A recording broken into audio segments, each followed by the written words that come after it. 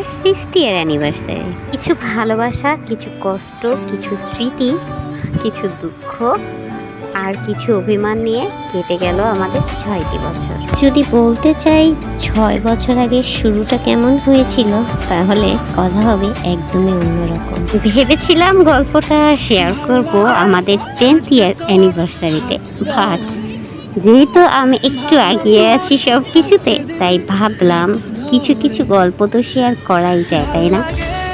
আমি সবসময় বিশ্বাস করি আল্লাহ যার জন্য যাকে তৈরি করেছেন, যেই জুটিকে আল্লাহ একসাথে বেঁধে রেখেছেন, সেই জুটি কখনোই আলাদা হতে পারে না। আবার যেই জুটিকে আল্লাহ তাআলা একসাথে বেঁধে রাখার জন্য বানায়নি, সেই জুটি যত ভালো রিলেশনশিপেই থাকুক না কেন, যত বছরের রিলেশনশিপেই থাকুক না কেন, সারা জীবন সেই জুটি কখনোই একসাথে থাকতে পারে না। আমাদের বিয়েটা হয়েছিল মাত্র 3 মাসের পরিচয়। আমার কোচিংয়ের টিচারের সাথে সম্পর্কটা সেভাবেও ছিল না, তারপরেও হয়তোবা কিছু সম্পর্কের জন্যই আজকে বছরের পর বছর আমরা একসাথে। এই 6 বছরে এমন অনেক মুহূর্ত গেছে, যেই মুহূর্তগুলো কষ্টের মুহূর্ত, যেই মুহূর্তগুলো আমি কখনো মন থেকে হয়তো মুছে ফেলতে পারবো না, কিন্তু পরক্ষণেই মনে পড়ে তোমার আদরে ভালোবাসা, তোমার স্নেহ দেয়া, তোমার আদর করে রাখা, তোমার সব কিছু। বিয়ের 6 বছর পার হয়ে গেলেও এই দ্বিতীয়বার আমরা একসাথে আছি বিবাহ বার্ষিকীতে।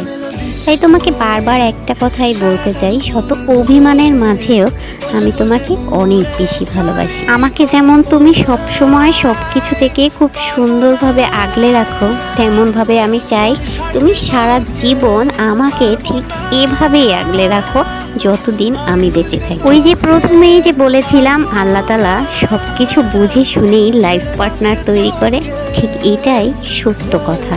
যদি তুমি না থাকতে, তাহলে আমার আমিতে কখনোই পরিণত হতাম না।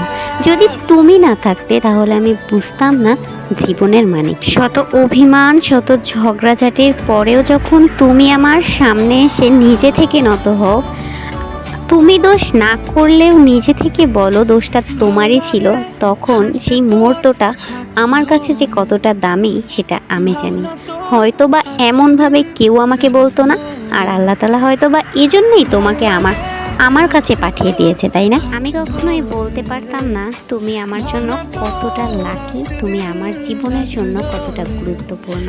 তাই আজকের এই সুন্দর দিনে একটা ছোট্ট ভিডিওর মাধ্যমে তোমাকে বলে গেলাম, তুমি আমার জীবনের সেরা পুরুষ, তুমি আমার জীবনের সব।